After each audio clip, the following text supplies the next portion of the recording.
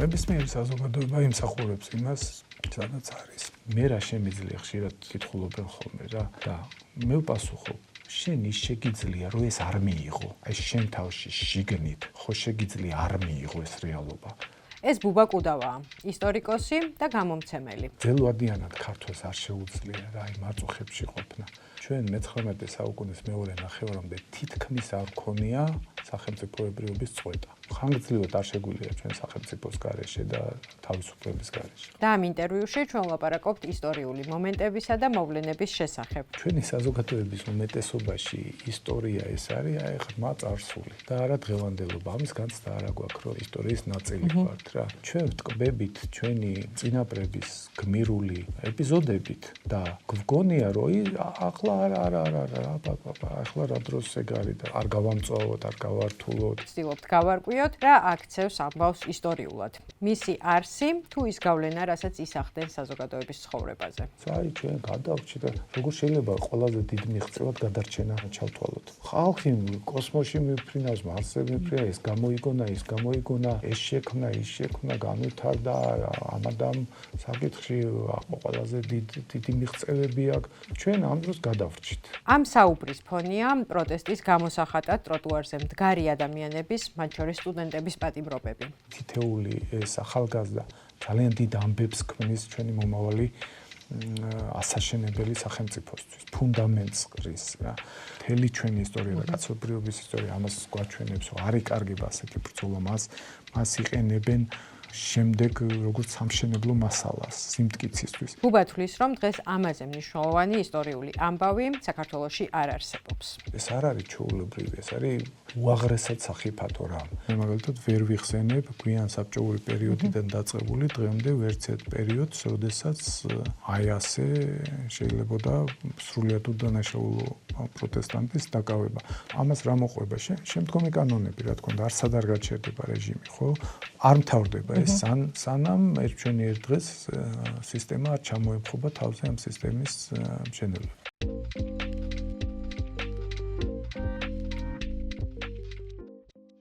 მაშინ დავიწყოთ. გამარჯობა ბუბა. გამარჯობა. როგორ ხართ?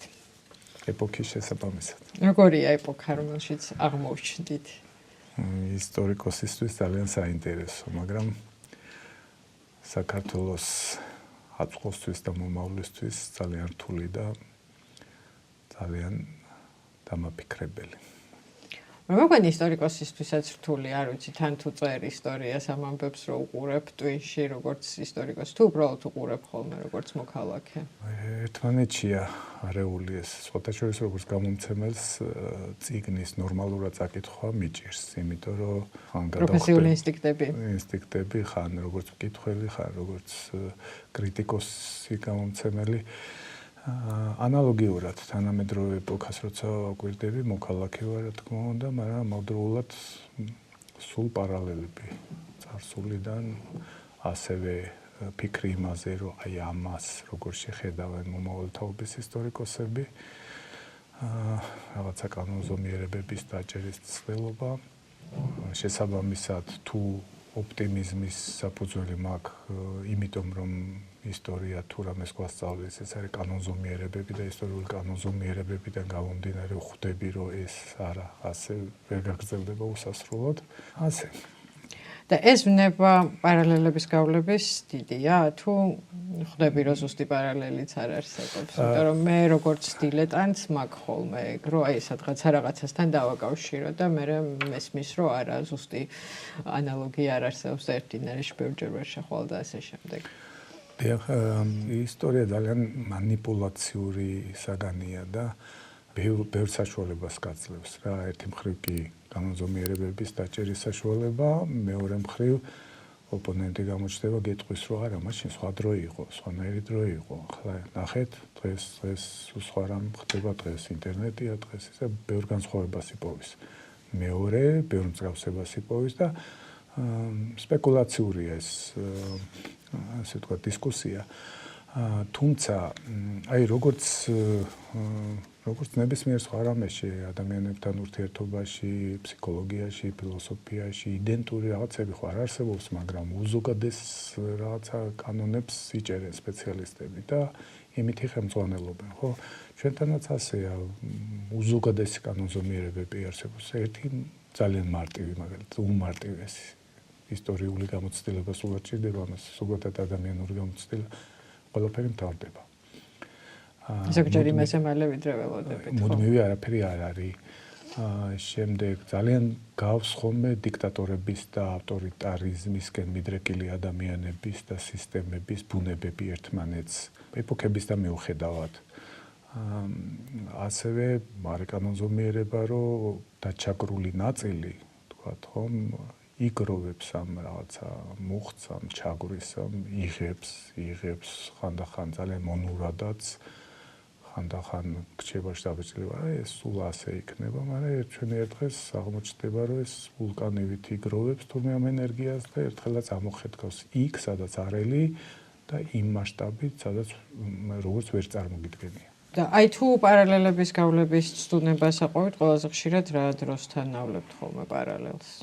მე როგორც ისტორიკოს გამიმართლა, რომ საბჭოთა როგორც მოქალაქის არა, მაგრამ როგორც ისტორიკოს გამიმართლა, რომ საბჭოთა კავშირის კუც მოვესწარი და არც თუ ცოტა სტუდენტი ვიყავი, რომ დაინგრა ეს უბოროტესი სახელმწიფო და ყველაზე ახლო პარალელი ჩემთვის ის არის. ბოლო წლები თუ თავი? მთლიანობა, რაც მე მახსოვს, საკმარისი აღმოჩნდა, ხო, სტუდენტი ადამიანი აღარ არის პატარა, ხო, ბავშვებსაც კი ახსოვთ ბევრი რამ და მით უმეტეს მე უკვე საკმაოდ ასაკის ვიყავი, რომ გამიაზრებინ ამ სახელმწიფოს ბუნებაც, ჩვენი დამოუკიდებლობის იდეით ყოფილიყავი ატაცებული და რაც დრო გადის, უფრო და უფრო მეტად ხვდები სად ვიყავით, სად ცხოვრობდით და შესაბამისად ყველაზე ადვილი პარალელი იქ გავლებაა და თან აი ხო მაგალითად სულ მახსენდება და სულ თავს ამითი ვიიმედებ და სხვებსაც ოპტიმიზმისკენ მოუწოდებ ამ მაგალითით, რომ 80-იან წლების ბოლოს, როდესაც დაიწყო ეროვნული მოძრაობა, დამოუკიდებლობის მოპოვება ჩადა სადღაც აი 10 წლეულების მიღმა. და მე მაგალითად პირადად მეგონა, რომ აი სიბერეში თუ მოვესწრებოდი, ვიქნებოდი ძალიან ბედნიერი. 9 აპრილის მერეც კი, როცა უკვე აი რადიკალურად შეიცვალა ვითარება და გაცილებით დემოკრატიული გახდა საზოგადოება და სისტემა, ვიდრე ახლა არის. წარმოიდგინე 89-90-იან წლებში დემოკრატიის ხარისხით, მაშინ უსწრებდით დღევანდელობას ერთი 10 ჯერ ალბათ. ხო, აი მაშინაც კი ჰორიზონტზე დიდად არ ჩანდა რა დამოუკიდებლობა და სულ რაღაც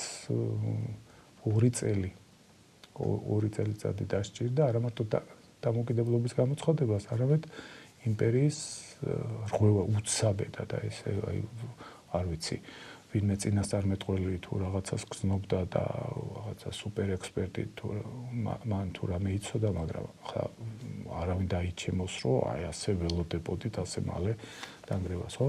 აი ეს მაგალითი სულ მომყავს ხოლმე, რომ აი მაშინაც კი, როცა ჩანს ყველაფერი ძალიან მყარი, ხო?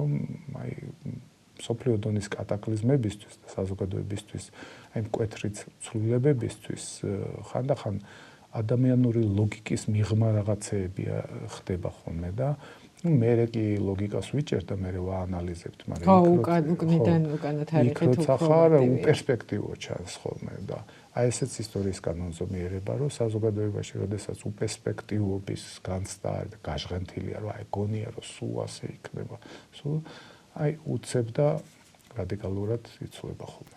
ვინმე მსადავთ რომ მიიჩნიოს ის იდეა, რომ 90-იანებში დემოკრატიის ხარისხი უკეთესი გქონდა ვიდრე ახლა გვაქვს, მოდი განვარტოთ, რას გულისხმობთ, როცა ამას ამბობთ.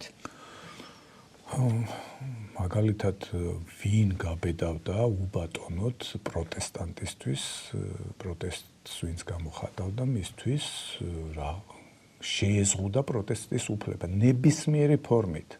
ჯარიმაზე და დაკავებაზე არ არის ლაპარაკი, უბატონო სიტყვა ეთქვა ვინმეს, აი აქ და ამ ფორმით რატო გამოხატავ პროტესტს. მშვიდობიან პროტესტია, რა თქმა უნდა, საუბარი.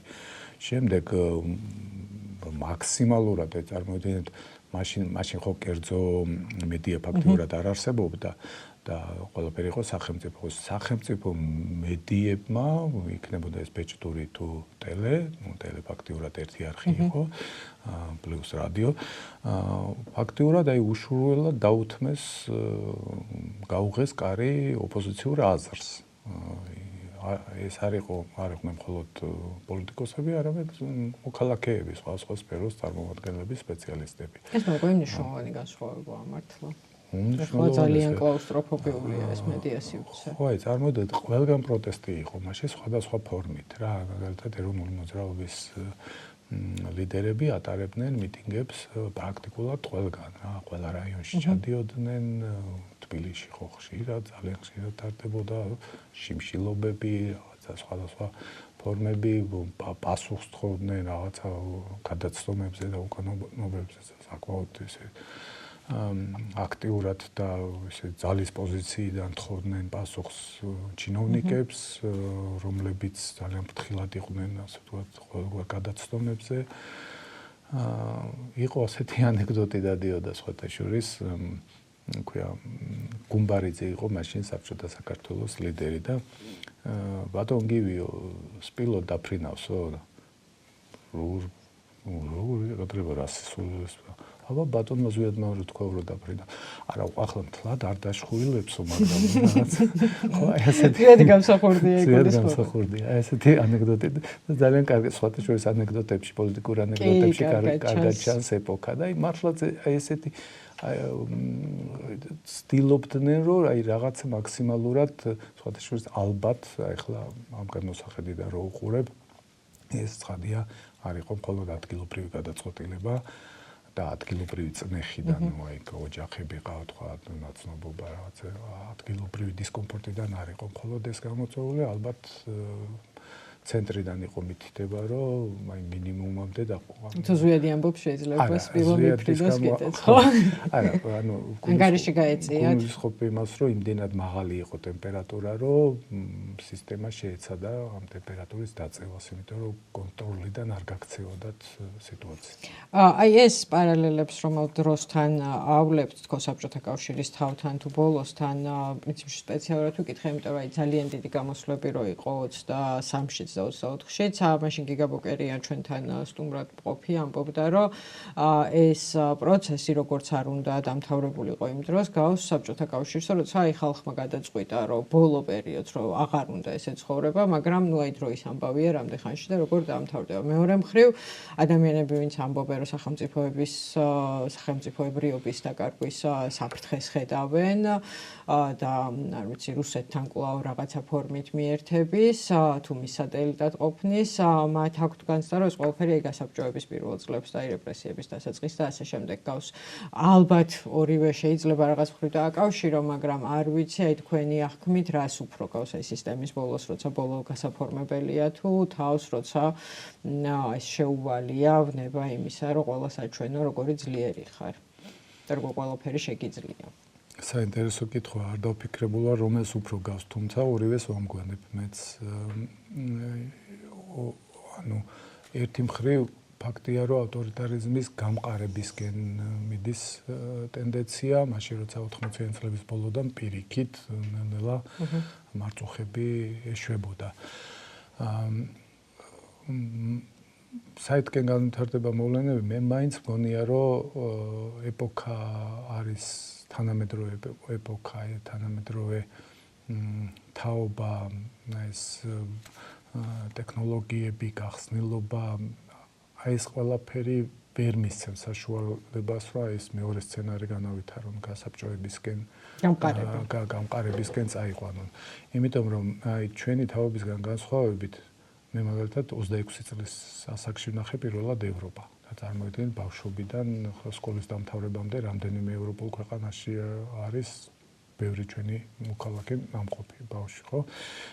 და პლუს ინფორმაციაზე რომ არ იყოს ნამყოფი ხო ნანახია. ხო, ინფორმაციაზე წვდომა, ინფორმაციის მოპოვების თავისუფლება, სიტყვის თავისუფლება, რა ვიცი, აი ძალიან ბევრი მონოპოლარი აქვს ამ თაობას, რომლის ასე ვთქვათ მარწუხებში მოქცევა უთულესი ამოცანაა და თან მე ჩვენი ისტორიაც მაიმედებს, რომ გრძელვადიანად ქართველს არ შეუძლია რა აი მარწუხებში ყოფნა. აი ამას წინათ ერთ პატარა სტატიაზე მუშაობდი და დავიანგარიშე და აღმოვაჩინე, მათემატიკურად დავიანგარიშე და აღმოვაჩინე, რომ ჩვენ მე-19 საუკუნის მეორე ნახევარამდე თითქმის არ ქონია სახელმწიფოებრიობის წყვეტა. თითქმის არ ყოფილა ეპოქა, როდესაც ან სახელმწიფო, რომელიღაც ნაწილში მაინც, აი ძველ 3000 წელზეა დაახლოებით საუბარი, საქართველოს რომელიმე ნაწილში და რაღაცა ფორმით სახელმწიფო მაინც ქონდა.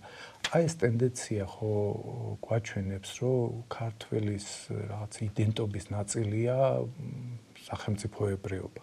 სხვათაშორის ჩვენ რო ჩამოვთვლით ჩვენს ღირსებებს ხოლმე აი თქვათ რით ახარ გამორჩეულ, აი ღვინოს ვახსენებთ, რა ვიცი, ლამაზი ბუნება, ძველი ისტორია, საკულტურის ძეგლები, სტალინსაც კი მოვიყვანთ ხოლმე მაგალითად, მაგრამ გვავიწყდება ხოლმე ერთ-ერთი მთავარი რამ თქვათ, რომ სოფლიოში დღეს არსებული ქვეყნებიდან რა კრიტერიუმებითაც არ უნდა დავთვალოთ, ერთ-ერთი უძველესი სახელმწიფო ვართ. 5-ეულში თუ არა 10-ეულში მაინც გავდივართ სიძველით და უწყვეტობით ამავდროულად. და ეს ჩვენი დიდი ძალაა და მე მაგალითად მაიმედებს, რომ აი ხანგრძლივად არ შეგვიძლია ჩვენ სახელმწიფოს გარეშე და თავისუფლების გარეშე. ხო, მაგაზე მე პირიქით ის მომისმენია, რომ სახელმწიფოებრიობის ისტორია არ გვაქვს, იმიტომ რომ ამ ფორმით, როგორი ფორმითაც ახლა არის საქართველოს გამოსახული, ანუ სხვა სამეფო იყო მოკლედ აქ და სხვა სახელმწიფო ესე რო არ ყოფილა. თავარი კულტურა ინახებოდა, ეს უწყვეტობა არჩებოდა, ღერძი გვაქვს და დიდი წყვეტები არ გქონდა და სხვათა შორის ყველაზე დიდი წყვეტა და ნუ შეიძლება ითქვას აბსოლუტური წყვეტა გქონდა მხოლოდ რუსეთის პერიოდში, როდესაც არც სახელმწიფო გქონდა, არც არანაირი თქვათ ავტონომიის მაგვარიც და საკმაოდ ხანგრძლივიც. ყველაზე უფრო ხანგრძლივი და ყველაზე ასე ვთქვათ, ესეთი გენერალური წყვეტა. ესეც კარგი გაკვეთილია ჩვენთვის. და მაგ პერიოდში, ის რო დიდხანს არ შეუძლია ქართველს ეგრე ყოფნა, აჯანყებები პრინციპში ისეთი ბევრი იყო, რომ შეიძლება ეგ თეორია მაგ სტატისტიკით გამოვარო. გარდა ამისა, სხვათა შორის აი რა ქვეყანაში დედამიწაზე არის 200-მდე ქვეყანა, მაშინ როცა ეთნიკური ჯგუფი 1000-ობით არის, ხომ? ესე იგი დაახლოებით 3-4 ათეულ ხალხს აქვს ერთი სახელმწიფო დაახლოებით ამ პროპორციით ალბათ რა. და ესეც რითია გამოწვეული? Რა თქმა უნდა, სხვადასხვა სახელმწიფოების შემთხვევაში სხვადასხვა რეალობაა, მაგრამ მე მაინც ერთ კანონზომიერებას ვიჭერ, რომ ძირითადად აქვთ სახელმწიფოებს ძირითადად იმ ხალხებს, რომელთაც აქვს უფრო დიდი კულტურა და უფრო დიდი მოთხოვნილება სახელმწიფოებრიობისა. ანუ ეს მოთხოვნილება, რომელიც ხალხს ანაქანა რა. მგონია გენეტიკურია. ხო, ეს საინტერესოა. ეს ისტორიაში მონაწილეობა, არ ვიცი, რამდენად მნიშვნელოვანია ისტორიკოსისთვის, ჟურნალისტისთვის, რიგი პროფესიებისთვის საინტერესოა, ხო, შეგიძლია მარტო მოქალაქე არ იყო და დააკვირდე, მაგრამ ყველა ჟურნალისტი და ისტორიკოსი ხო არ არის არა, ანუ ზოგადად მოსახლეობისთვის რამდენად საინტერესოა ისტორიაში მონაწილეობა, იმიტომ რომ აი თუნდაც ამ ბრძოლებს და აჯანყებებს და სახელმწიფოებრიობის დაცვის ამბებს თუ გადავხედავთ და ამ ნებას გავუყვებით, რომ პარალელები ვიპოვოთ, ეგ პრინციპში ცალსახაა, რომ უმრავლესობა მაინც ცდილობს რომ მოერგოს როგორიც არ უნდა იყოს სისტემა და ეს ხალხი რომელიც იბრძვის მაინც სულ უმცირესობა რომელიც ხან იმარჯვებს ხან ვერა მაგრამ ცოტა ხალხია ვინც ცდილობს რომ არ შეეგუოს წესრიგს რომელიც არ მოწონს. ჩემი დაკვირვებით ყოველთვის უმცირესობა იყო ჩვენთანაც და მსოფლიო ისტორიაში ეს დრაივი ვინც ამ დრაივში ასე ვთქვათ ხო ისინი ყოველთვის პროცენტულად ნაკლები არიან. უმეტესობა მიყვება ცხოვრებას. ახლა როგორ წარმოგიდგენიათ ჩვენი ასე ვთქვათ დრამატული პერიოდები რო იყო ისტორიაში, ამ დროს რაღაც გლეხები, მართლა ფიცლები და იმით გამოდიოდნენ, არა, თავისაქვეს აკეთებდნენ, მიყვებოდნენ, შეიძლება უმეტეს შემთხვევაში ვერც იგებდნენ რა ხდებოდა და სხვა პროცესები და სხვა ძალები წარმართავენ ხოლმე სიტუაციას და ახლაც ხო ერთი მხრივ კი როგორც მოქალაქეებს გვაბრაზებს შედარებით ინერტული ვაბრაზებენ ინერტული ადამიანები, მაგრამ მეორე მხრივ ხო ბუნებრივია. სხვათა შორის აი ისტორიაში მონაწილეობაზე მინდა ვთქვა, რომ ჩვენი საზოგადოების უმეტესობაში ისტორია ეს არის აი ღრმა წარსული და არა დღევანდელობა. ამის განცდა არ აგვაქვს, რომ ისტორიის ნაწილი ვართ რა. და ძალიან მალე ვიქცევით ისტორია ამ აწმყოს აქვს ერთი ცუდი თვისება რა, რომ ასე ვთქვათ, მუდმივობის განცდა მოუხელთებელია, უყონთხოვია, განცდა გაქვს, ხო, ასე და ისტორია მარტო იქ არის წარსულში და შესაბამისად, აი მაგალითებიც, ხო, ანუ ჩვენ ვტკბებით ჩვენი წინაპრების გმირული ეპიზოდებით და გვგონია, რომ ახლა ახლა რა დროს ეგ არის და რა დრო რამე არ გავამწვავოთ, არ გავართულოთ. კაია. აი ახლა მაგალითად რომ მოვდიოდ ერთი ის ორი სახე გამახსენდა. ერთი როსტომ მეფე, ქართლის მეფე გახლდათ გვიან შუა საუკუნეების ქართლში და მან ასე ვთქვათ მიაღწია მაშინდელი ამ დღევანდელი საზომით ასე ვთქვათ ძალიან ხო სტაბილურობას ეკონომიკურად მოიხედა ასე ვთქვათ შაჰ-აბასის და ირანის აგრესიების შემდეგ ესე დამანგრეველი შემოსევების შემდეგ მშვიდობა მოუტანა აღმოსავლეთ საქართველოს დაწყნა და წავიდა მშენებლობები, ცვეთი ცხოველიც კი აღდგა თვითონ მუსლიმი იყო სარწმუნოებით, მაგრამ ქრისტიანი ცოლი ყავდა, ეკლესიების აღმშენებლობაც მიმდინარეობდა, სტაბილურდა ყველაფერი. და შიგნითაც დაალაგა გარკვეული ურთიერთობები, იყო ვასალური სახელმწიფო ირანისა, მეფედ არ იწოდებოდა ირანის, ასე ვთქვათ, როსტომ ხანი იყო ირანული პერსპექტივიდან, ჩვენთან ადგილობრივად მეფეს უწოდებდით. და მეორე მხრივ ქეთევან წამებული რა, რომელმაც არ დათმო არც სარწმუნოება და სარწმუნოებაზე მიბმული სხვა რაღაცები, ხო?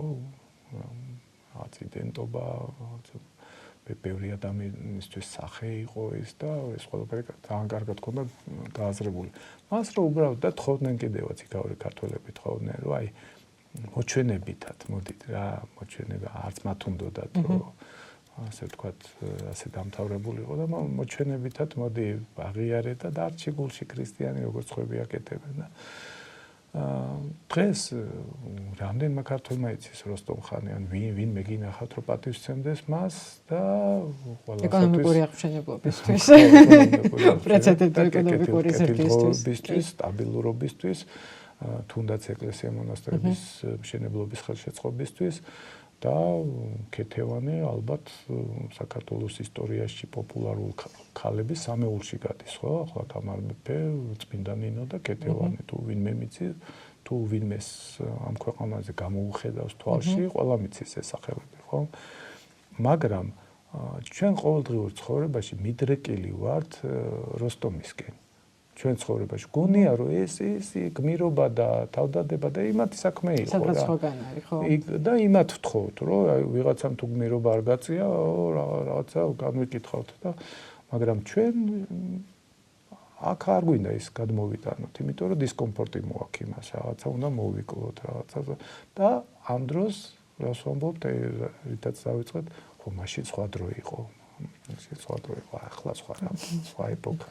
მე ძალიან გამეხარდა ეს სტატუსი, რაც მომხვდა თვალში 14 მაისს დაწერილი იმის შესახებ, რომ თუ რამეა დღეს ისტორიული მოვლენა, ეს არის ტროტუარზე მშვიდობიანი პროტესტის გამო ადამიანების დაკავება, იმიტომ რომ ჩვენ სულ ვადევნებთ თვალს იმას, რას უყურებს ჩვენი აუდიტორია და ეს განცდა, რაც დემონსტრანტებს აქვთ, რომ მათი ამბავი მაინც ვიწრო წრეში ტრიალებს და ბევრს არავის არ აყეულებს, პრინციპში რიცხვებიც აჩვენებს. რაღაცნაირად ხშირად ხალხს, საზოგადოებას თითქოს აღარ უნდა დაინახოს ის, რომ ვიღაც ჯერ კიდევ დგას, ვიღაც ამის გამო ისჯება, შეიძლება ისჯებოდეს არაპროპორციული სასჯელით, მკაცრი სასჯელით, სადავო იყოს, რამდენად შესაბამისია ეს სასჯელი ტროტუარზე დგომისთვის. აი ეს დისკუსია და ეს ამბები უნდათ რომ მოკლედ აღარ დაინახონ, არ არსებობდეს. მეორე მხრივ არსებობენ ადამიანები, რომლებმაც გადადეს თავი ცხოვრება და ასე შემდეგ და ჯიუტად აგრძელებენ დგომას და პრინციპში ყველა იმ სასჯელის მიღებას, რაც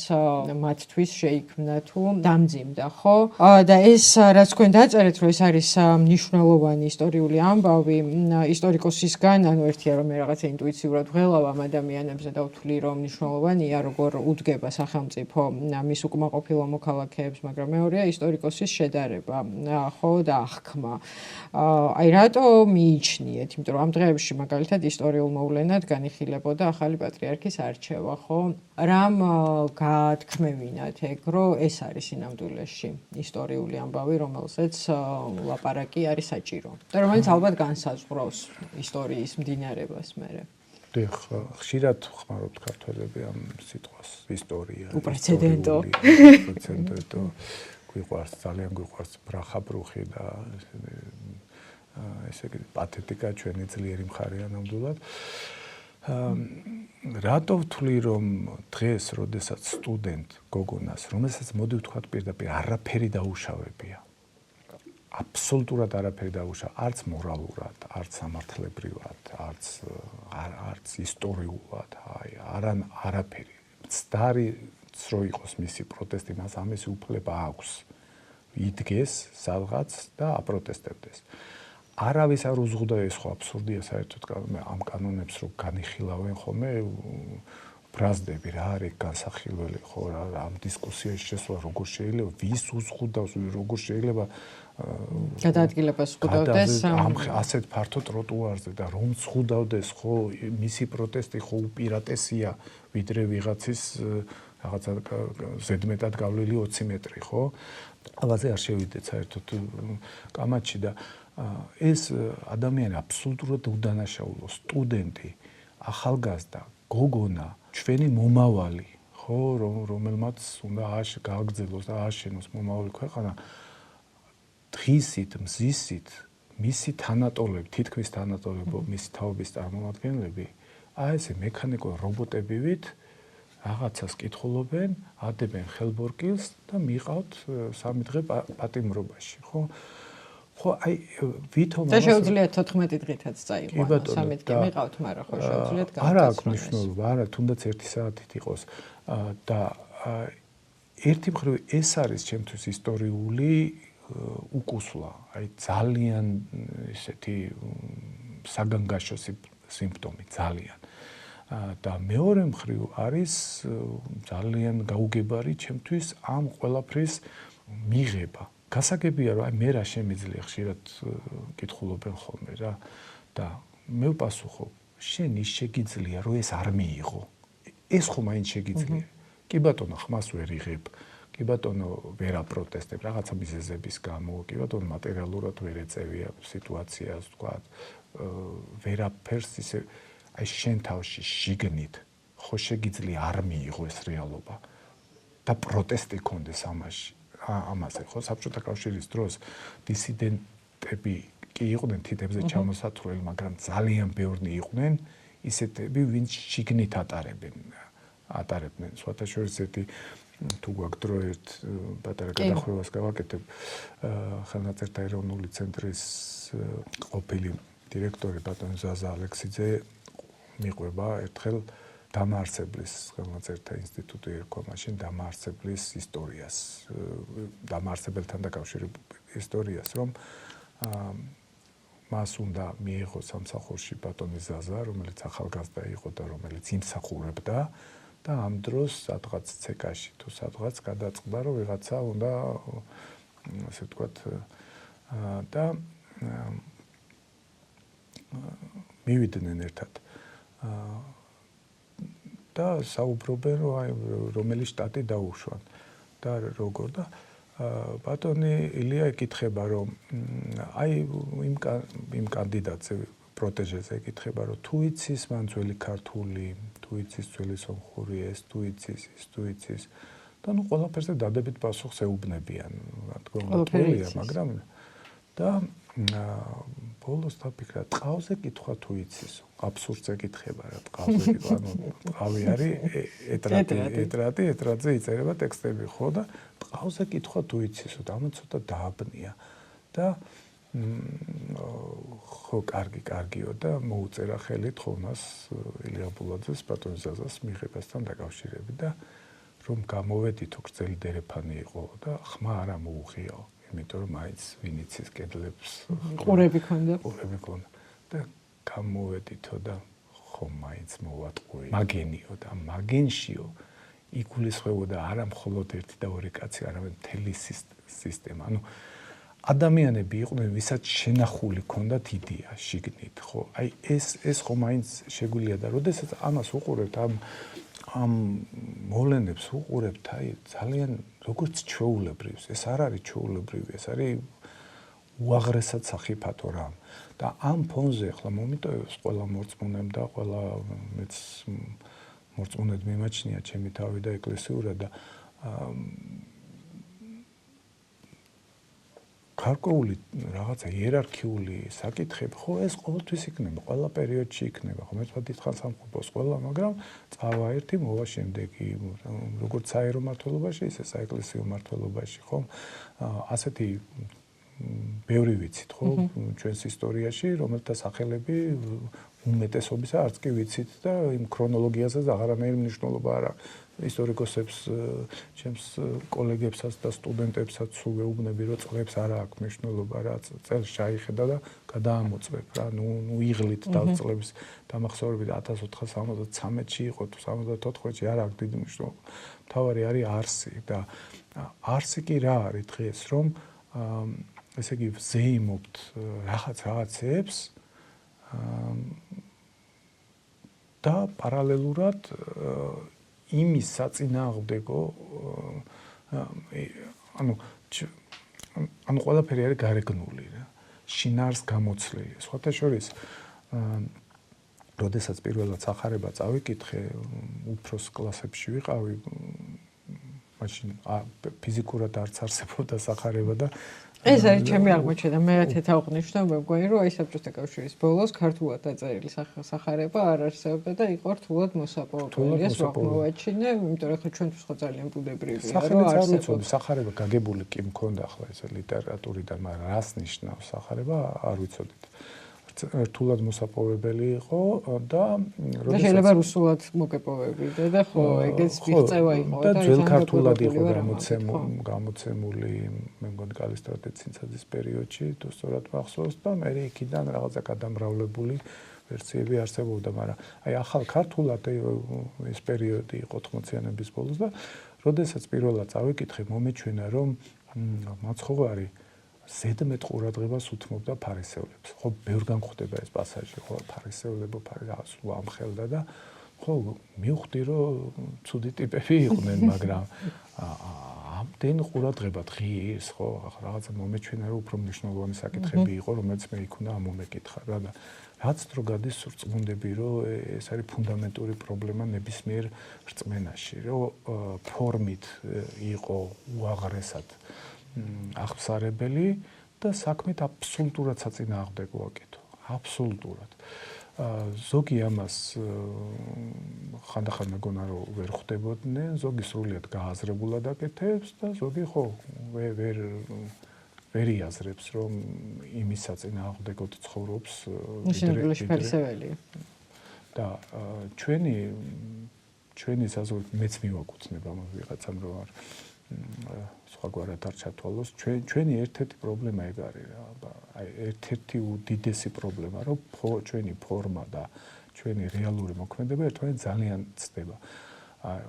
ვერასოდეს ვერ წარმოვიდგენდი, რომ ქართული სადღეგრძელოს მიმართ რაღაცა ცოტა სხვანაირი დამოკიდებულება ჩამომიყალიბდებოდა, იმიტომ რომ მე თვითონ ვამბობდი და ახლაც ვამბობ ხოლმე ხანდახან გრძნებარი სადღეგრძელოებს და მომწონს ეს პროცესი, მაგრამ ამას წინა დავფიქრდი, რომ რაღაცა ხანდახან ხელს ხო არ გვიშლის ეს, იმიტომ რომ სადღეგრძელოს თქმისას გრჩება შთაბეჭდილება, რომ ჩვენ საქმე გავაკეთეთ უკვე დიდი, აი ძალიან დიდი საქმე გავაკეთეთ, დავლოცეთ, გულით დავლოცეთ, ყველაფერს საუკეთესო ვუსურვეთ და მორჩა.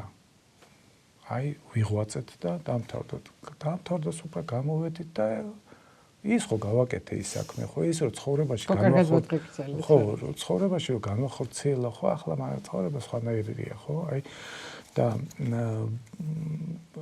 უამრავი ადამიანი არის ჩვენ საზოგადოებაში, რომელთა სიტყვა და საქმე ერთმანეთისაგან რადიკალურად სხვაობს. და კიდე პრობლემა არის, რომ ეს არა მარტო მათ ვერ გაუაზრებიათ, არამედ ბევრ სხვასაც ვერ გაუაზრებიათ. ჩვენ საზოგადოებაში დააკვირდით რა ფასობს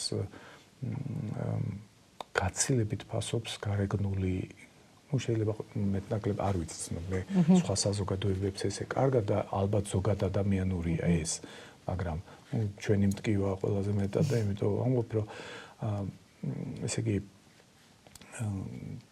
გარეგნული ეფექტი არის უმთავრესი ჩვენთვის, ხო? როგორ საუბრობს, როგორ გამოიყურება, როგორ ადღეგრძელებს, როგორ ყველას თავაზიანად მიმართავს, როგორ სიტყვა არ ეშლება, ქცევა არ ეშლება, ვთქვათ საზოგადოებაში, მაგრამ ამის მიღმა ის შეიძლება ძირს უთხრიდეს ქართულ საზოგადოებასაც და სახელმწიფოსაც და ჩვენ მაინც გვართ ამ გარეგნული რაღაცებით შებოჭილი და რა სიმპათიურია, თუნდაც ეს რა სიმპათიურია, არ მინდა დავასახელო ხარ რამდენიმე გარდაცვლილი ადამიანი ჩვენი უახლესი ისტორიიდან რა სიმპათიურია და ეს რა სიმპათიურია იწვევს უკვე კრძალვას მიუხედავად იმისა, რას უშვება ქართულ სახელმწიფოს. ჯაბა იყო ესეთი? თუ სხვაებიც. სხვაებიც. ხო, მაგრამ მეორე მხრივ არ ვიცი ეგ რატოა ადამიანებს უნდათ რომ თავი მოიტყუონ და ნაკლებად იდარდონ იმაზე, რაზეც ფიქრობენ რომ შეიძლება მათ დარდმა დიდი არც არაფერი შეცვალონ და თუ ვინმე მატყუებს რომ აი სიმპათიურიც არის ქვეყანაზეც ზრუნავს და კარგი ოჯახიც აქვს და ასე შემდეგ, ახლა რაღაცა ჩავეძიო ამას. თუ გულუბრყვილოები არიან და სჯერათ ამ ყველაფრის. ხო, მიზეზებზე ბევრს ფიქრობ ხოლმე ერთ-ერთი იმიტომ რომ ეს აი ამ ტროტუარზე დგომასაც ეხება, ხო? ანუ ეს არ გადარდებს თუ ცდილობ რომ შენ არ დაინახო, იმიტომ რომ გუში გქონდა ვიდეო ოჯახის სიწმინდის დღე აღინიშნებოდა და როცა რაღაც ძალაუფლების მქონე ხალხმა ისე ჩაუარა ბავშვებს ეტლში, რომლებიც დიუშენის სინდრომით არიან და წამლებს ითხოვენ რომ მათ არც კი შეიმჩნია მათ იქ ყოფნა, მაგრამ ჩვენმა ჟურნალისტმა კითხა ჩვეულებრივ მოქალაქეებს რომ იცოდნენ თუ არა რამე და ჩანდა რომ აი დიდი არც არაფერი არ იცოდნენ. ინფორმირებული ხართ ამ ბავშვების პროტესტთან დაკავშირებით? გამარჯობა, ინფორმირებული ხართ დიუშენის სინდრომის მქონე ბავშვების მოთხოვნებთან დაკავშირებით? შეუძლებელია ერთი თვე ეს ხალხი კანცელარიასთან ღამეს ათევს ბავშვებით და ეს არ იცოდე თუ აქ ცხოვრობ, მაგრამ მეორე მხრივ გულწრფელები იყვნენ რომ ამბობდნენ რომ არ იცოდნენ, რაღაც სხვა საინფორმაციო ველიდან არიან, ხო? და აი სულ მაგ ხოლმე ეგ რომ აი თავს იტყუებენ, იმიტომ რომ ესე უფრო კომფორტულია, თუ იციან რაც ხდება და მისაღებია. არ ხედავენ თუ ვერ ხედავენ, არ ვიცი. იცით რა, ერთი პრობლემად მიმაჩნია, დიდ პრობლემად, რომ ჩვენმა საზოგადოებამ შექმნა რაღაცა პორტრეტი, ქართველის პორტრეტი. როგორი არის ქართველი, ნამდვილი ქართველი და ყველაფერი რაც აი ამ პორტრეტს ქმნიდა ცოტა ყველაფერი რა, იქ ისტორიაც, ფოლკლორიც, პროპაგანდაც, რუსული პროპაგანდაც ყვებავდა უხვად, კი ბატონო, ჩვენი უახლოესი წარსული საბჭოთა კავშირი, რაღაცა ფილმები, რაღაცა გმირები, ფსევდოგმირები, აი ყველაფერი ერთად არის აზელილი. ახლა მე მაგალითად ყავს ძალიან ახლო მეგობარი, რომელსაც ერთდროულად უყვარს სტალინიც და ქაქუცა ჩოლოყაშვილიც. ამას ათავსებს და ჩემი ძალიან ახლო მეგობარია და ძალიან მიყვარს, ბავშვობიდან ერთად მოვდივართ და ხო, რაღაცა შეიქმნა ესეთი აბსურდული რაღაცა კონგლომერატი ქართულის პორტრეტი და საშუალო სტატისტიკურ ქართველს აღარაფერი არ უნდა ამის მიღმა, ამ პორტრეტის მიღმა. ეს ყველაფერი არის უცხო, არის აგრესია აქვს მის მიმართ და ну შესაბამისად ვერც ამჩნევს, არც იმჩნევს, აი ვინ ამ წარმოდგენას ურღვევს. რა თქმა უნდა, აქ ძალიან დიდი წვლილი აქვს ჰიბრიდულ ომს, რომელიც მიმდინარეობს ინტენსიურად, შესაძლოა ჩვენი ერთ-ერთი დიდი პრობლემა ეს არის ამის მასშტაბებს ვერ ვიაზრებთ, რომელიც მიმდინარეობს სისტემურად, ძალიან ისეთი გეგმაზომიერად, თუ რამ რუსეთს კარგად შეუძლია და საუკეთესოდ ალბათ მსოფლიოში ეს არის ჰიბრიდული ომი და რაც უფრო დრო გადის, უფრო და უფრო წმუნდები ამაში ძველ პერიოდებსაც რო ვაანალიზებ და თანამედროვეობას, შესაძლოა მომდის ხოლმე კამათი ახალი თაობის წარმომადგენლებთან, მეუბნებიან, რომ აი ახლა ამეტანი ახლა ეს შეთქმულების თეორიებია და პასუხობ როგორიც. წარმოიდგინეთ, შესაბამის უწყებაში რუსეთში, მოსკოვში, რომლებიც მუშაობენ საქართველოზე ან კავკასიაზე, ხო არის რაღაც განყოფილება ერთი ან რამდენიმე, ხო? იქ ხომ მუშაობენ ადამიანები, ალბათ რამდენიმე ათეული მინიმუმ, ხო, თუ მეტი არა, რამდენიმე ათეული. თქვენი აზრით, ეს რამდენიმე ათეული ადამიანი დილას რო სამსახურში მიდის, თქვენი აზრით რას აკეთებს? აი მივიდა სამსახურში და რას აკეთებს? აი რაზე ფიქრობს, რაზე წერს, რას ქემებს ადგენს, როგორ განვავითაროთ ეს ქვეყანა, ხო? სხვა მოდელები და სხვა სქემები იქმნება და მე იტესტება, ზოგი წარმატებულად, ზოგი რაღაც გააქტიურდება, ზოგი ჩაცხრება რაღაცა პროექტები და ამას რა თქმა უნდა ემატება მე განათლების დეფიციტი, ანუ ბევრ რაღაცას ჩვენით ვაკეთებთ მათ საქმეს, ისე რომ მათ ძალისხმევაც არ ჭირდება და ალბათ ეღიმებათ და ერთმანეთს ხელს არ თმევენ, რომ აი ჯერ ვაპირებთ ეს თვითონ გააკეთეს. ეს მოკლე სამუშაო დღე გვექნება. რაღაცა გაკეთდა. თვითონვე გააკეთეს ჩვენს ნაცვლად. და აი ეს ყველაფერი რა განათლების დეფიციტი ვახსენეთ და ეს უმნიშვნელოვანესია. აქაც რა ვიცი შეთქმულების თეორიები დამაბრალონ, მაგრამ განათლები ერთ-ერთი აი კარგი საზომი არის ჩემთვის აი განათლების მიმართ დამოკიდებულება და დღეს რაც ხდება ასე ვთქვათ მე როგორც სპეციალისტი ვიტყოდი რომ არის რაღაცა ჯანსაღი უჯრედები და წერტილები ხო უნივერსიტეტების თუ პროგრამების თუ ინდივიდების სახით და აი ამათ როგორ რა წნეხს უკეთებს სახელმწიფო. ქართული ოცნების მიერ შემოთავაზებული განათლების რეფორმის ფარგლებში და კონკრეტულად. ეს ძალიან კარგი საზომია, რისკენ არის, ეს არ არის საზოგადოების და სახელმწიფოს განვითარებისკენ, ჩემთვის წასახაა და სწორედ იქით არის ეს მიმართული ეს ნაბიჯები, რომ შიგნიდან რაღაცა ისეთი უჯრედები და ისეთი ასე ვთქვათ ადამიანები არ გამოიზარდონ და არ გაძლიერდნენ, რომელიც მე მომავალში საფრთხე შეუქმნია. შეიძლება ტროტუარზე დადგნენ, მაგალითად, უკმაყოფილო სახით. და შეიძლება გითხრან, რომ მიუხედავად იმისა, რომ შენ მის მიმართ დიდი ამაგი გაქვს, თქვა, შეიძლება გითხრან, რომ იცი რა, დიდი ბოდიში, მაგრამ კი, მადლობა, ჩემთვის რაც გაგიკეთებია, მაგრამ აი ამაში ბოდიში ვერ გეთანხმები და მხარს ვერ დაგიჭე. აი ესეც საზოგადოება ხო არ ჭირდება თქვათ. მე ერთ იმას დავამატებ, რომ ჰიბრიდული ომის ინსტრუმენტებში ერთ-ერთი არის უიმედობა, რაც ზოგჯერ გქონია ხოლმე, რომ ჩვენი მელანქოლიის თუ რაღაც დეპრესიული განწყობების შედეგია, მაგრამ მგონი ეგ მნიშვნელოვანია გვახსოვდეს, რომ კულტივირებული შეიძლება იყოს უიმედობა და იმაზე ფიქრები, რომ მაინც არაფერი გამოგვივა და მაინც არ ვიმსახურებთ ევროპას თუ სახელმწიფოებრიობას თუ რაიმე სხვას და მაგაზე ფიქრი ალბათ კი არა და ეგ როტუიში კონდეს ადამიანს მნიშვნელოვანია. მაგის გაგრძელება არის უკაცრავად, რომ აი ჩვენი საქმე არის ეს, რა ქვია, ცეკვა, ხაჭაპური კულინარია, ფილმები, ასე და ასე ფილმებს ვიღებდით რა და ხო ვიყავით იმ საბჭოთა კავშირის დროს მშვიდად. ამაზე მუშაობდნენ, დარწმუნებული ვარ და ეხლაც მუშაობენ, რომ აი ამ ხრივ განვითარდით, მოდი რა, სხვადასხვა მომისმენია კიდევაც რუსი, ასე ვთქვათ, ავტორიტეტების, ბლოგერების თუ მსგავსი ექსპერტების ის, რომ აი თქვენი საქმე ეს პირდაპირ არ ამბობს, რომ ის არ არის თქვენს ის არ გინდა, მაგრამ აი თქვენი საქმე ქართველო, გეხვეწები, აი იმღერეო რა, იმღერე იცეკვეო. ხო, ანუ აქ დარჩიო რა, ახლა მე არც პოლიფონიას ვერ ჩი და არც ქორეოგრაფიას, ჩვენი საამაყო ნაწილია ჩვენი კულტურის, მაგრამ ხო, ვერჩი დამოკიდებულებას, რომ თქვენი მხოლოდ ეს არის. თუმცა იმ პოლიფონიაში არსებული მრავალხმიანობაც და მრავალფეროვნებაც, არ ვიცი, პოლიტიკურ ერთფეროვნებას რამდენად შეესაბამება, ხო? ეს კოდია, რომელიც ხო. მაგრამ აი რადგან განათლება ახსენეთ, ეგ მე მგონი იყო მნიშვნელოვანი, იმიტომ რომ ეს ტროტუარზე დგომის საქმეებს რო დაუბრუნდეთ, მან ბევრი რამეა მნიშვნელოვანი, არა მხოლოდ ეს ახალგაზრდები და მარტო ახალგაზრდები არ არიან, ხო, ვისაც ტროტუარზე დგომის და მშვიდობიანი პროტესტის გამო აკავებენ და ესე დემონსტრაციულად ადებენ, მათ შორის არ ვიცი, გოგოებს რო ქალი პოლიციელები საკულტაგულოდ დავარცხნილით მებით და მოწესრიგებული სამოსით აკავებენ, ესეც რაღაცნაირი უცნაური კადრია, მაგრამ გარდა ამ მოქმედი პერსონაჟებისა ადგილი სივრცე ვითარება არის საინტერესო, ხო? აი უნივერსიტეტის წინ, როცა სამი ეგეთი შემთხვევა ქონდა, ხო?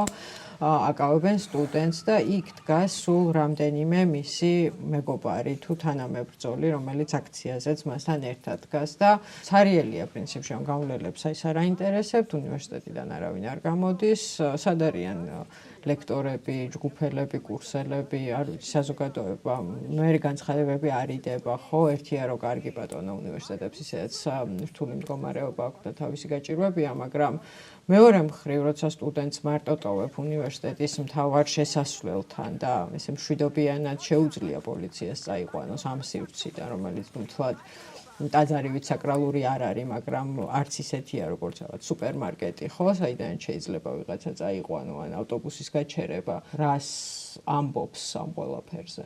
ამ დროზე თუნდაც. როდესაც აი ტრაგიკულობაზე და ისტორიულობაზე ვსაუბრობდით, ხო, ესეც აღსანიშნავია, რა თქმა უნდა, ესეც უპრეცედენტოა, ახლა მაგალითად რა არის განსხვავება, რომ ვსაუბრობდით 80-იანი წლების ბოლოს საბჭოთა კავშირის პირობებში 9 აპრილამდეც კი 9 აპრილის მერე ხო საერთოდ 99 წლის წარმოუდგენელი იყო ვინმეს აი ესე უდანაშაულო ადამიანი დაეკავებინა უნივერსიტეტის წინ და ამას საყოველთაო აღშფოთება და რაღაცა ასე ვთქვათ დრამატიზება არ მოყოლოდა. აი წარმოუდგენელია უბრალოდ. დღეს მართალი ხარ, მეც ვფიქრობ, რომ აი თითქოს მუხტი არის ხომ ეს ასე ვთქვათ შეუგუებლობის, მაგრამ ალბათ ნუ ნაწილი მორალურად გატყდა, ალბათ ნაწილი რაღაცა პრაგმატული მოსაზრებებით ალბათ, არ ვიცი, აი ძალიან საგანგაშოა ჩემთვის. ძალიან ის გოგონა გარკვეულწილად ბედნიერიც არის, იმიტომ რომ თავის ბიოგრაფიაში ძალიან ღირსეული ფურცელი ჩაწერა და მხოლოდ შეუძლია იამოყოს მასაც და მის მომავალში მისმა შვილებმაც, მაგრამ აი საზოგადოების მდგომარეობა შეიძლება შეფასდეს როგორც უკიდურესად მძიმე. და თვითონ უნივერსიტეტის როგორც ასეთის საგანმანათლებლო კერის, არ ვიცი, რაღაც სივრცის, სადაც ახალგაზრდები მათ მომავალს ქმნიან, ესეთი ხატის შექმნა, რომ აი აქ შეგვიძლია ხალხი დავიჭიროთ. ეგ რა სიგნალია, არ ვიცი. ერთია რომ ხელისუფლებას ალბათ ეხსნება ხელფეხი და ყველა შემდეგ შემთხვევაზე უფრო მარტივად მივა უნივერსიტეტთან სტუდენტების დასაკავებლად, იმიტომ რომ არაფერი ამას არ მოყვა. არავინ არ გამოვიდა, არავინ კიბეებზე არ ჩამოჯდა, არავინ ამაზე ხმაური და პრობლემა არ შექმნა. მარტივი ყოფილა აქ ხალხის დაკავება. და მეორე მხრივ ხო თვითონ უნივერსიტეტიც რომელმაც ვერ დაიცვა მისი ახალგაზრდა, ხო, ადამიანი რომელიც აქ მოვიდა, რომ თავისი მომავალი აქ შექმნას.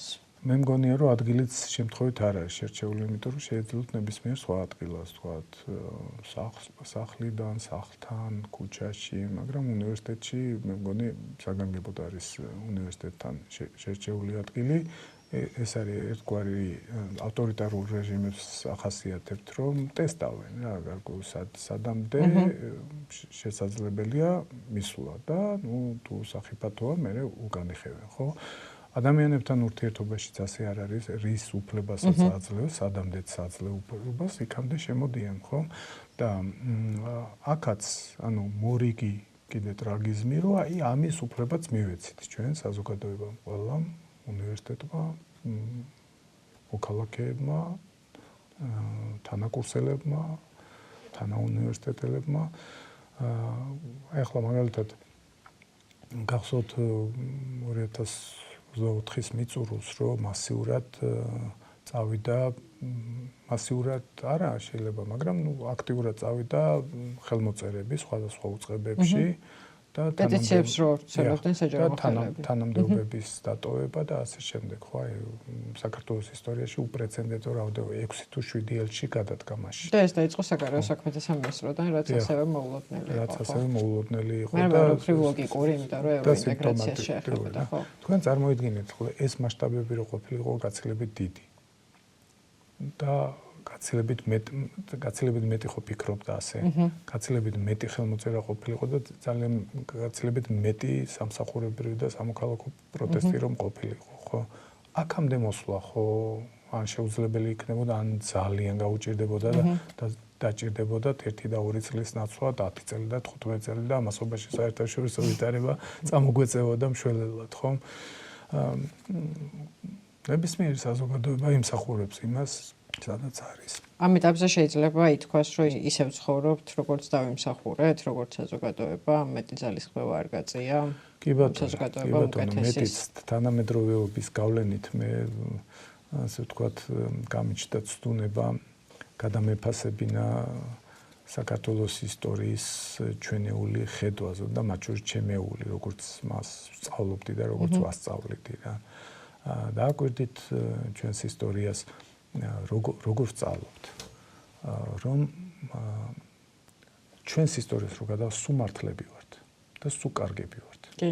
და სულ სხვები მოდიან, ცუდები და მხოლოდ იმიტომ გვამარცხებენ, რომ არიან ბევრნი და დიდები და სასტიკები და დაუდონლები და ჩვენ მხოლოდ ვიცავთ თავს და ასე ვთქვათ გადავრჩით და 3000 წლის მანძილზე გაძლიერებული ყავი შენც. აი არ გვაძლევდნენ ისინი საშუალება, ხო? იმათ ვინ მისცა საშუალება რომ გაძლიერდეს. ყველა ძლიერი თავის დროზე პატარა იყო, ხო? ინგლისი, რომელმაც, რა ვიცი, მსოფლიო ისტორიაში უდიდეს იმპერია შექმნა, ჩვენზე რამდენით არის დიდი იცით? 2-ჯერ. მხოლოდ 2-ჯერ დიდი.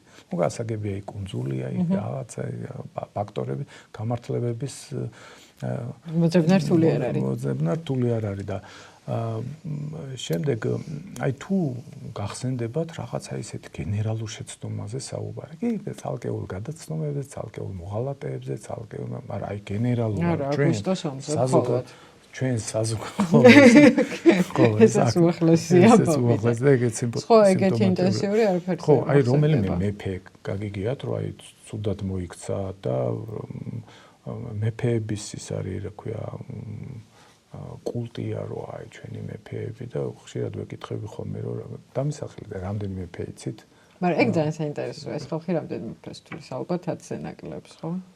ხო და საერთო ჯამში რა ვიცი, ალბათ 1-200-მდე მეფე ყავდა, ну 100-ზე მეტი ნამდვილად, ხო, რომ დავაჯამოთ და იქიდან აი რამდენი იყო სასახელო, ჩვენ რო ვთქვა და მისაბაძი, რომ აი ასეთი გვინდა რომ იყოს სახელმწიფოს მეთაური, ხო?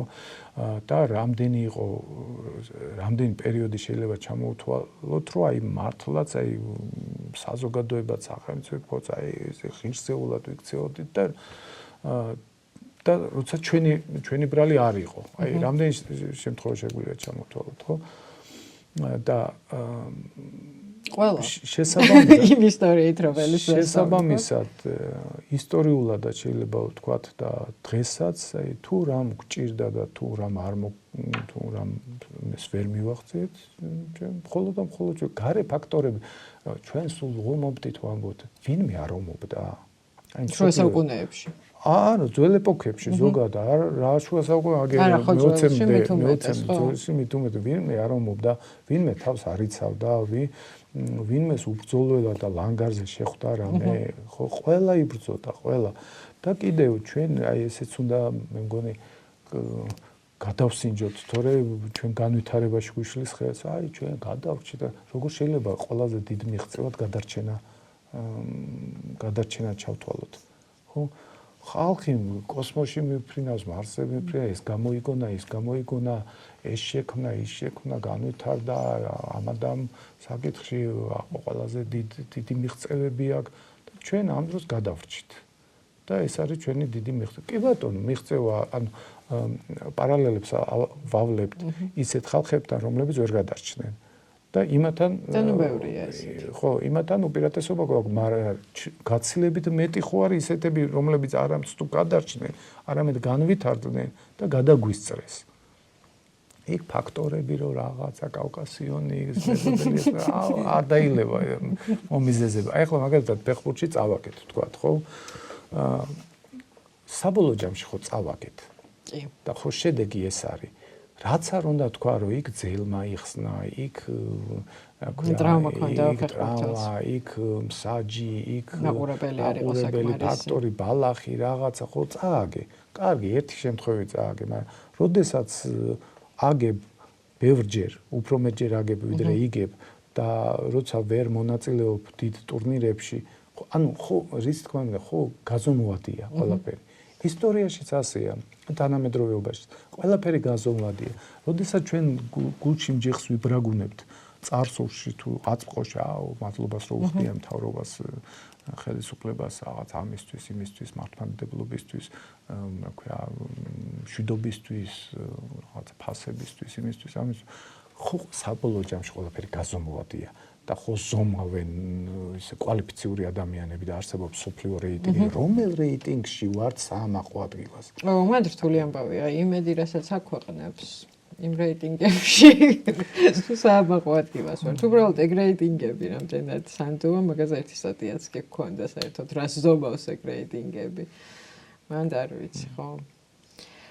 მაგრამ ეგ მე მგონი არის საინტერესო იმ ხრივ, რომ სულ რომ მართლაც შესანიშნავი მთავრობა ყავდეს, არაჩვეულებრივი ნიკოფსიიდან და რუბანდამდე ისევ რომ გადავეჭიმეთ. მთავრობა ხო მაგიტოა, რომ რაღაცა კარგი უნდა გააკეთოს. ანუ ეგ სულ მიყვარს ხოლმე ეს მადლობის გადახდის სურვილი თუ კულტურა საიდან მოდის? მაშინ რისთვის არის ეს მთავრობა, რომ რამე არ გააკეთოს? მაგისთვის არ არის, რომ ხალხს ემსახუროს, მაგრამ ეს რაღაც მადლობები რატო შემოდის უცბად სცენაზე? მე მიჭერს ხოლმე მაგას დავეციო. რა საჭიროა მადლობა უთხრა, ბარისთვის აირჩიეს ადამიანს. 90-იან წლებში ახლა რო ვიხსენებ ხო საბჭოთა კავშირის დაშლის შემდეგ როგორი ასე ვთქვათ აი ჰიბრიდული ომს რო ვაკვირდები და ახლა დარწმუნებული ვარ ეს კულტივირებული იყო ესეთი მოსაზრებები მაშინ მახსოვს როგორ ძალიან ბევრი ადამიანი ბევრი ალბათ გულწრფელად და ზოგი ალბათ დავალებით ხო ლანძღავდა დემოკრატიას, როგორც მოდელს. აი დემოკრატია რაღაცა, რომ ანუ გაუჩნდებოდა ადამიანს განცდა, რომ აი ძლივს ახლა საბჭოთა კავშირს დავეხსენით. და ახლა რაღაც დემოკრატიული მასში არ აღმოჩნდეთ რაღაცა საფრთხეებში. ხო და დღემდე ძალიან ბევრი ადამიანი დღეს აღიქვავს დასავლურ დემოკრატიას, როგორც რაღაცა საფრთხე და საშიშროება, რა თქმა უნდა, მას გამოწვევები აქვს, რა თქმა უნდა, მუდმივი პროცესია ეს, არ არსებობს, რომ დემოკრატია ააშენე და მორჩე ცნობილი გამონათქვამებს, რომ დავესესხოთ, ხო? მათ შორის ჩვენი ძვირფასი მერაბ კოსტავასი, რომ ერთი დღითაც არ უნდა შეწყვიტოთ, ოდეს მე მოიპოვებ და მოუკიდებლობას, მაგრამ თუ შეწყვეტო, დაკარგავთ ბრძოლას. და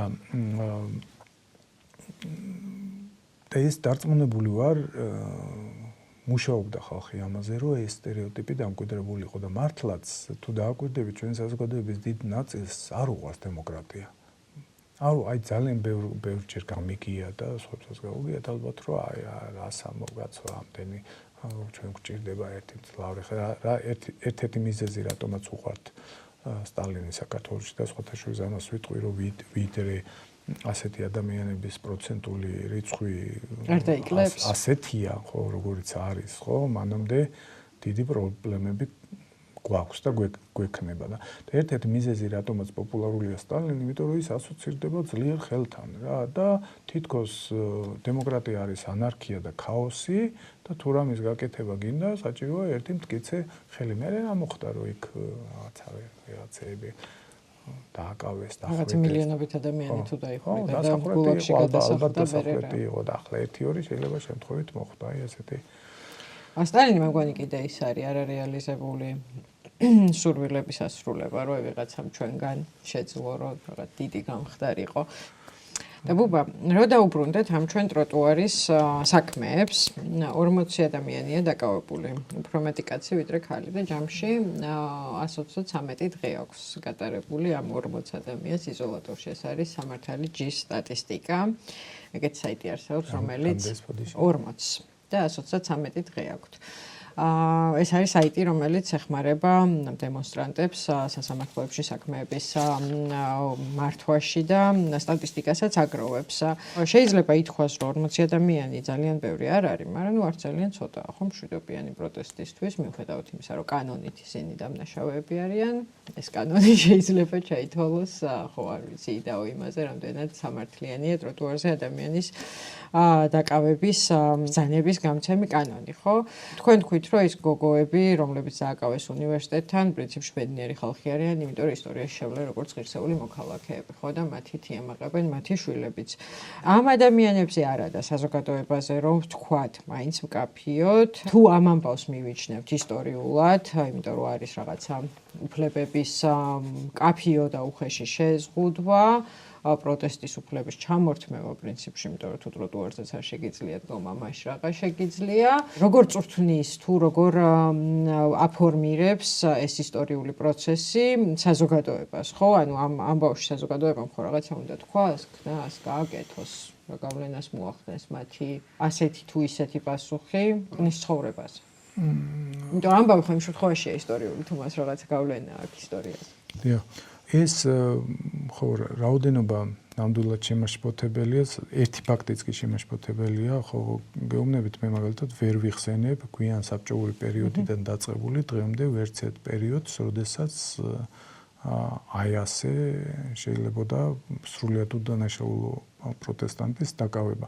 ახლა თუ არ ჩავთვლით იმას, რომ ასე ვთქვათ, სახელმწიფო გადატრიალების შემდეგ რამდენიმე მიტინგი დაიხვრიტა და თუმცა ის ღია კრიმინალი იყო, სასამართლოს სახელით არ გელაპარაკებოდა მაშინ. სახელმწიფოს სახელით მიღებული გადაწყვეტილება არ იყო. დიახ, და ლეგიტიმაცია აკლდა იმას, აკლაკი არ ჰქონდა და ბანდიტები იყვნენ, შეიძლება ითქვას და კრიმინალური ფაქტი ის ცალკე გასარჩევია და ცალკე საქმეა, მაგრამ ასეთი პრეცედენტი არ ქონია, ხო?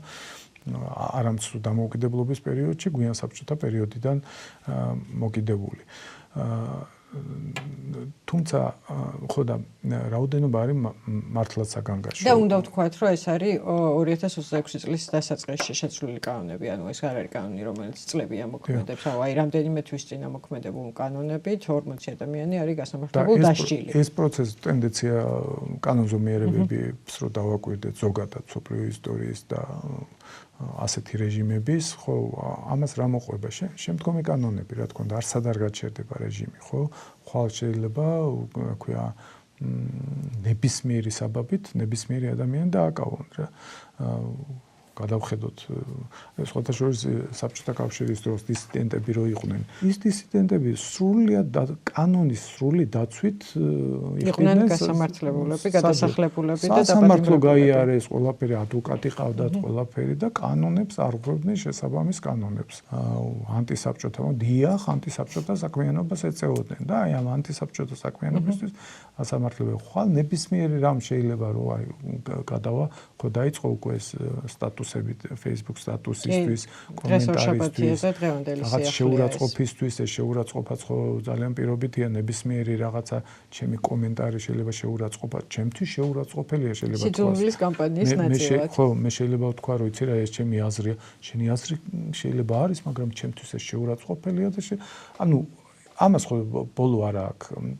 მთელი ადამიანის ისტორიის არსებობის მანძილზე გამოცდილება გვაჩვენებს, რომ არ მთავრდება ეს სანამ ერთჩვენიერ დღეს სისტემა არ ჩამოემხობა თავზე ამ სისტემის მშენებლებს.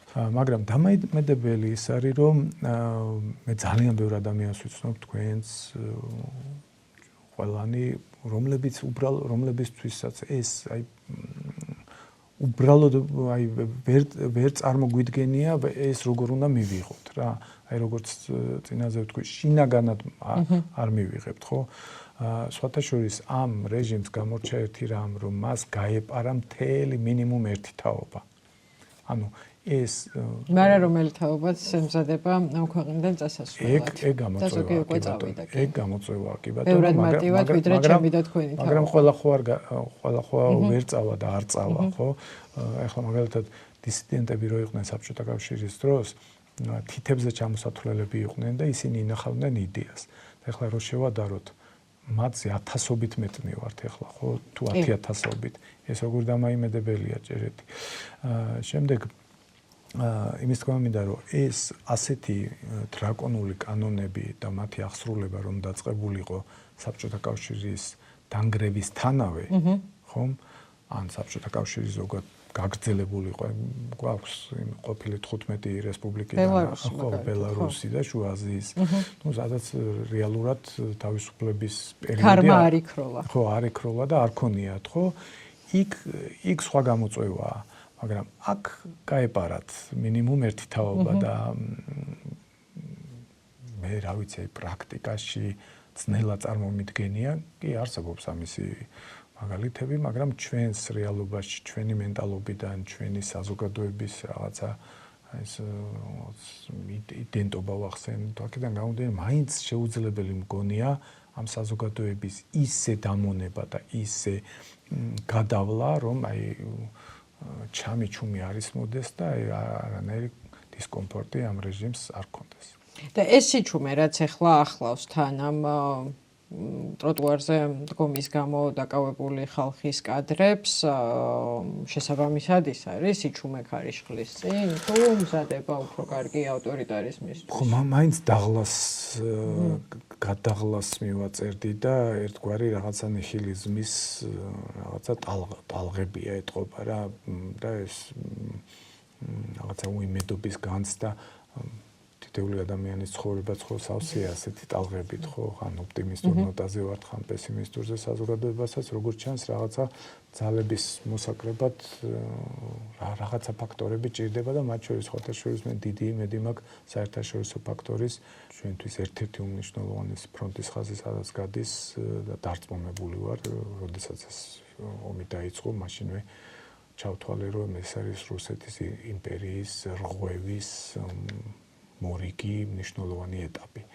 და მიუხედავად ძალიან დიდი სირთულეებისა, მაინც მგონია, რომ გენერალურად აქეთკენ მიდის საქმე და ეს ფაქტორიც რომ რუსეთის უკრაინაში დამარცხებას ელით. დიახ, ამდენი წელია.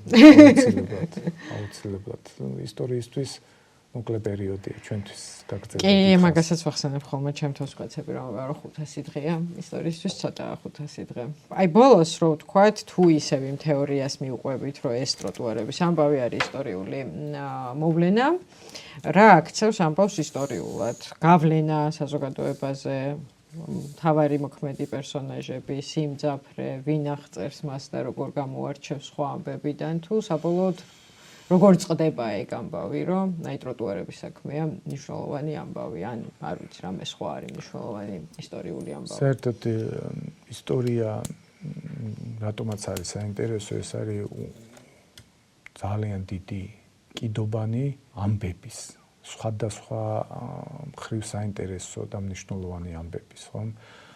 ეს ამბები გროვდება, საერთოდ ისტორიაზე როცა ვსაუბრობთ, ხო, რაღაცა მშრალ ფაქტებზე ხო არ ვსაუბრობთ, შეიძლება რომელიმე წიგნში წერია მშრალი ფაქტები, მაგრამ როცა ვსაუბრობთ სიყვარულით, როცა ვსაუბრობთ და ინტერესით, ხო, ყვებით ამბებს, ხო?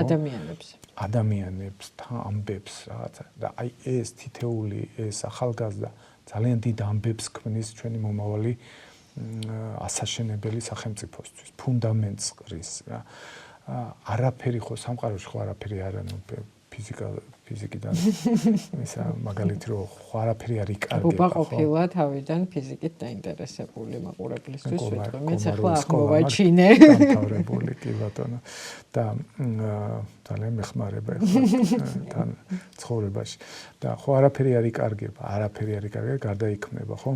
ასევე ისტორიაში არაფერი არ იკარგება და როგორ შეიძლება ეს ძალისხმევა, ეს სული და გული, ეს გულწრფელობა, ეს ბრძოლა დაიკარო მთელი ჩვენი ისტორია და კაცობრიობის ისტორია ამას გვაჩვენებს, რომ არ იკარგება ასეთი ბრძოლა, მას იყენებენ შემდეგ როგორც სამშენებლო მასალას სიმტკიცისთვის.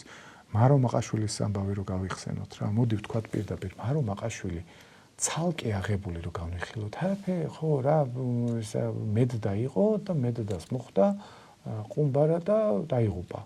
ფრონტზე წასვლიდან მესამე დღეს. 19-20 წლის ახალგაზრდა, ხო? წარმოიდგინეთ რამდენი მედდა დაღუპულა ომებში, ხო? და მისი ამბავიც თავისუფლად შეიძლებოდა ჩაკარგულიყო, ხო? ანუ მის გულს და მის სულისკვეთებას კი არ შეურაცხყოფ რა დამეპაროს. უბრალოდ აი როგორც ხდება ხოლმე ისტორიაში ბევრი ადამიანი და ბევრი ადამიანი ჩაიგდა. მაგრამ იზრუნეს ადამიანებს, ხოთა შორის ადამიანების ზრუნვაც მნიშვნელოვანია, რომ რაღაცები შემოგჩეს. ისტორია შემორჩება, თავისთავად არაფერი არ შემორჩება.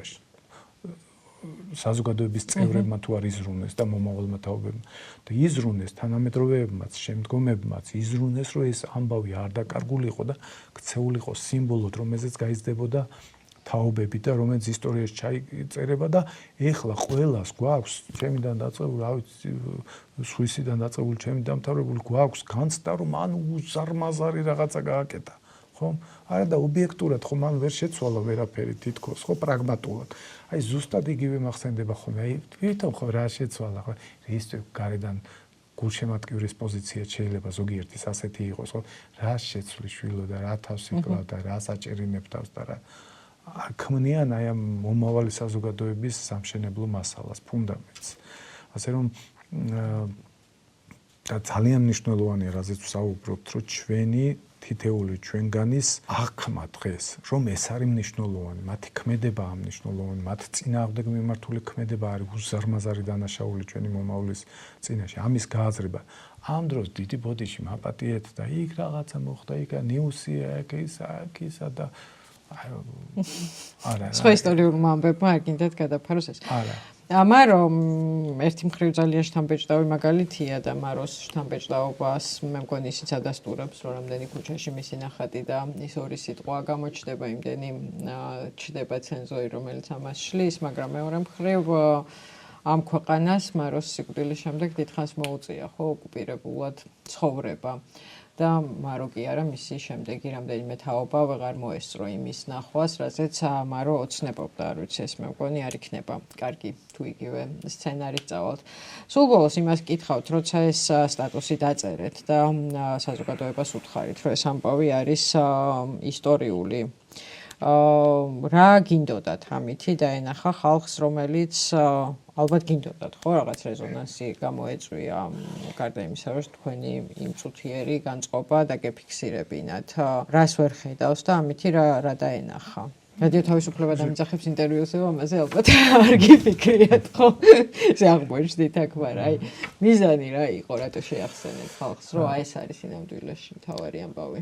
აი სტუდენტებს ხშირად ვესაუბრები ხოლმე, რომ აი რომელიღაც მატიანეში დაუშვათ დავით აღმაშენებლის ცხოვრება არის ესეთი ცხოვრება მეფისა დავითის, ხო?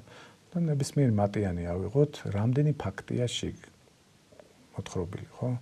ეს ფაქტები, აი პირობითად ავიღოთ, რაღაც რამდენიმე ათეული, რამდენიმე ასეული, თქვათ 257 რაღაც, თქვათ. ამდენი ფაქტი,